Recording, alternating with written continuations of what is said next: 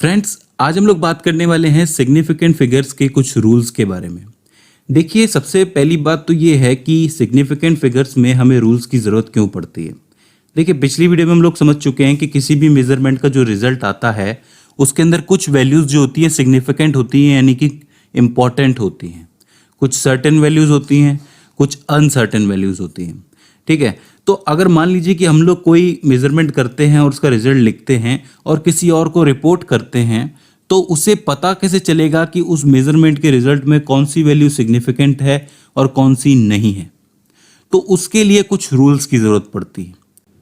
तो अब उन रूल्स को समझने के लिए हम लोग एक एग्जाम्पल लेंगे। मान लीजिए कि आपके सामने एक सेंटीमीटर स्केल है, ठीक है, और उस सेंटीमीटर स्केल में आप 0.1 सेंटीमीटर तक नाप सकते हैं, यानी कि ये इसका लीस्ट काउंट है। यानी कि अगर आप लोग मेजरमेंट करते हैं तो 1 सेंटीमीटर, 1.1 सेंटीमीटर, 1.2 सेंटीमीटर। तो मान लीजिए कि आपने इससे एक मेजरमेंट किया 5.7 सेंटीमीटर, ठीक है। अब यहाँ पर ये मेजरमेंट हो गया, ये बात हमें पता है। और अगर हम लोग इस स्केल से माने, मतलब इस स्केल के रेफरेंस से देखें, तो इसमें ये जो 5 और 7 है, ये दोनों के दोनों ही सिग्निफिकेंट फिगर्स हैं। जो आपका 5 है वो सर्टेन है और जो 7 है वो अनसर्टेन है, क्योंकि एरर आ सकता है। ठीक है, तो यानी कि 5.7 में 5 और 7 दोनों ही सिग्निफिकेंट हो गए। लेकिन मान लीजिए कि अगर मैं इसका यूनिट कन्वर्जन कर दूं, यानी कि इससे ही अगर मैं मान लो सेंटीमीटर से मीटर में कन्वर्ट करता हूं, तो 0.057 मीटर हो जाएगा, मतलब इसकी वैल्यू हो जाएगी। तो अब आप लोग बता सकते हैं कि इसमें सिग्निफिकेंट वैल्यूज कितनी हुई। इसके अंदर सिग्निफिकेंट वैल्यूज अभी भी 2 ही हैं, यानी कि 5 और 7 ही हैं।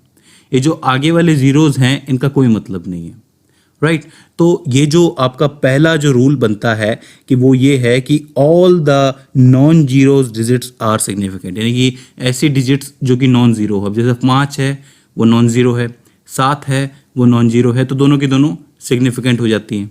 तो ये पहला रूल है।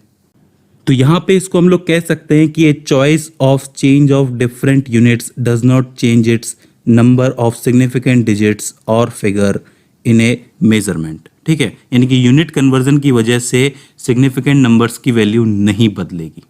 ठीक है, ये बात तो समझ में आ जाती है। अगले रूल की बात करते हैं। अगला रूल ये कहता है all the zeros between the two non zeros are significant. अब देखिए, इसको समझने की कोशिश कीजिए। मान लीजिए कि आपने एक मेजरमेंट किया, जैसे कि एक मेजरमेंट आता है 100, एक आता है 101, एक आता है 102। तो ये जो दो नॉन जीरो क्वांटिटीज़ हैं, इनके बीच में जितने भी जीरो आएंगे वो सारे के सारे सिग्निफिकेंट होंगे, मतलब वो भी गिने जाएंगे सिग्निफिकेंट वैल्यूज़ के अंदर।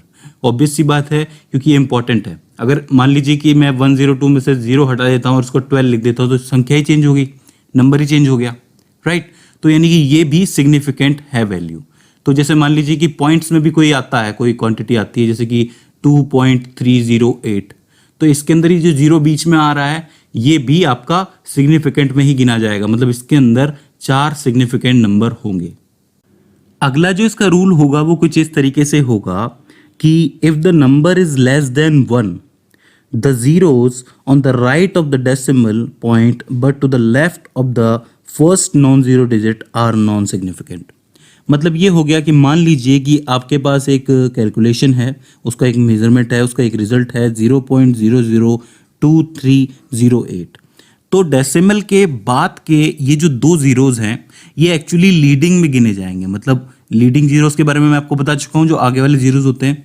तो ये दोनों के दोनों जीरोज सिग्निफिकेंट नहीं होंगे, याद रखना।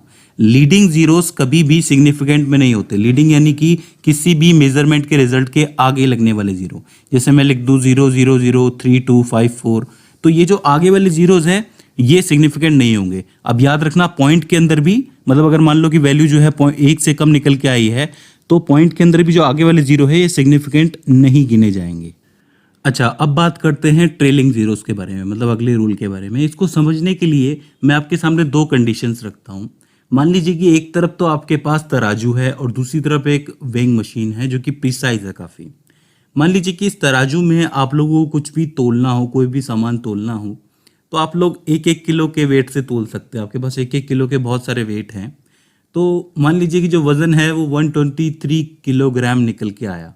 ठीक है, अगर मान लीजिए कि मैं इसमें से तोलता हूँ, तराजू में तोलता हूँ, तो 123 किलोग्राम निकल के आया। ठीक है, ये मुझे पता है कि उतना प्रिसाइज नहीं है, इसके अंदर एरर ज़रूर होगा, लेकिन इसको मैं 123 किलोग्राम लिख सकता हूँ या फिर इसको 123,000 ग्राम भी लिख सकता हूँ।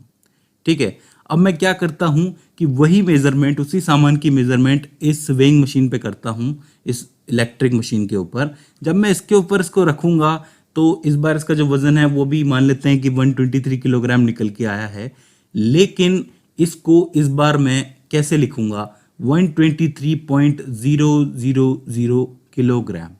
अब दोनों में फ़र्क क्या हुआ, सोचने वाली बात।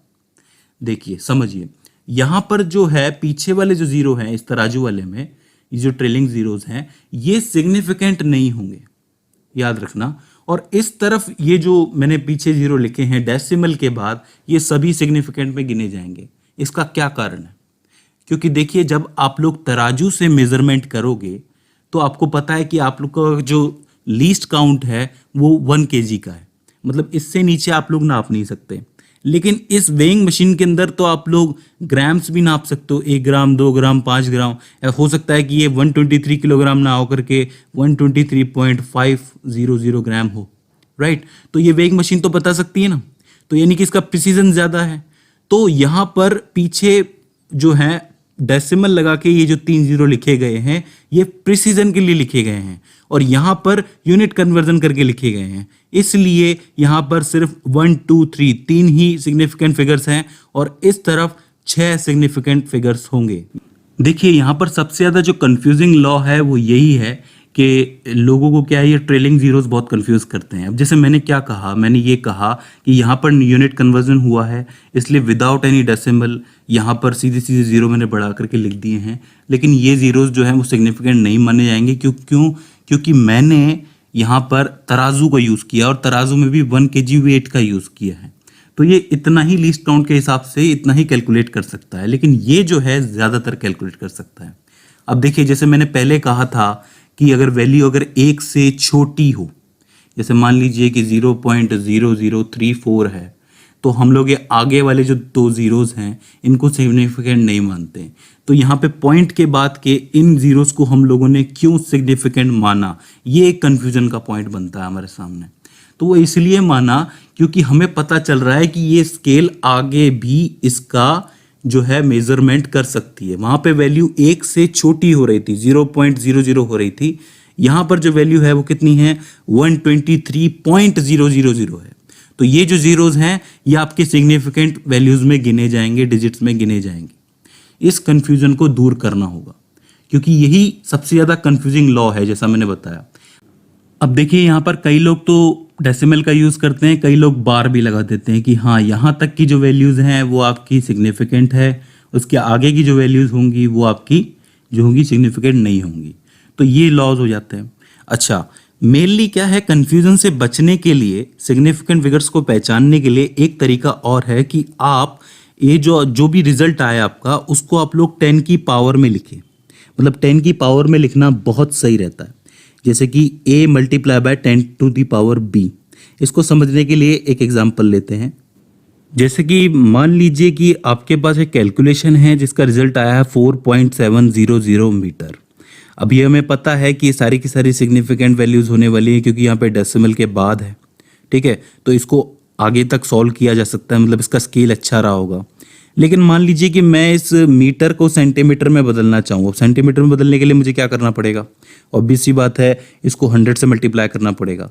लेकिन मैं चाहता हूँ कि ये जो वैल्यू है ऐसी की ऐसी रहे और लोगों को आसानी से सिग्निफिकेंट फिगर का पता चल जाए। तो मैं क्या करूँगा कि 4.700 को तो ऐसे ही छोड़ दिया, multiply by 10 to the power 2 centimetre लिख दूंगा। सही है ना, क्योंकि 10 टू द पावर 2 क्या होता है, 100 ही होता है, तो वो सेंटीमीटर में चेंज हो गया। तो साफ साफ पता चल रहा है कि ये जो 10 टू द पावर 2 है ये सिग्निफिकेंट फिगर्स में नहीं गिना जाएगा, डिजिट्स में नहीं गिना जाएगा। ये आगे वाली 4 ही जो आपकी सिग्निफिकेंट डिजिट्स होंगी। इसी तरीके से मिलीमीटर में चेंज करने के लिए 10 टू द पावर 3 से मल्टीप्लाई कर दो, ठीक है। तो 3 से मल्टीप्लाई किया तो ऐसे कैसे छोड़ दिया, तो ये जो है सिग्निफिकेंट फिगर्स में नहीं गिना जाएगा। इसी तरीके से अगर मैं डायरेक्टली इसको किलोमीटर में चेंज करूं तो 10 टू द पावर -3 किलोमीटर से मल्टीप्लाई करना पड़ेगा। लेकिन ये भी जो है वो आपका सिग्निफिकेंट डिजिट्स में नहीं गिना जाएगा। हर हालात में 4 ही डिजिट्स होंगी जो कि सिग्निफिकेंट होंगी और इजीली आप बता सकते हो, सामने वाले के लिए भी इजी होगा।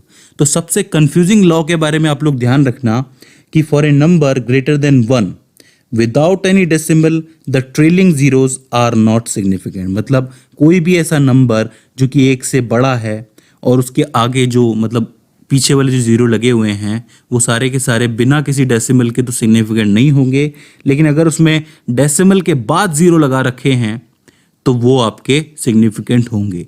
इसका सबसे अच्छा एग्जांपल होगा पाई।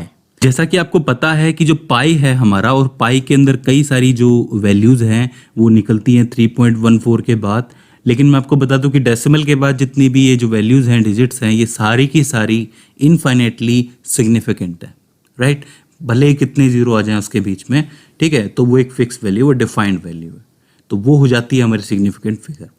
तो आई होप आपको सारे के सारे रूल समझ में आए होंगे।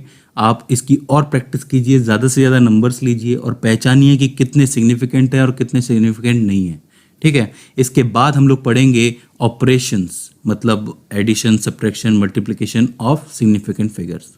सो फ्रेंड्स, आई होप ये वीडियो आपके लिए हेल्पफुल साबित रही हो। इसके बाद भी इसके अंदर आपको कोई क्वेरी आती है, कोई दिक्कत आती है, या फिर कोई क्वेश्चन आता है, या फिर हमसे कोई गलती हो जाती है, तो प्लीज़ आप हमें कमेंट्स के जरिए पूछिए। तो फ्रेंड्स, आज की इस वीडियो में बस इतना ही। सी यू इन द नेक्स्ट।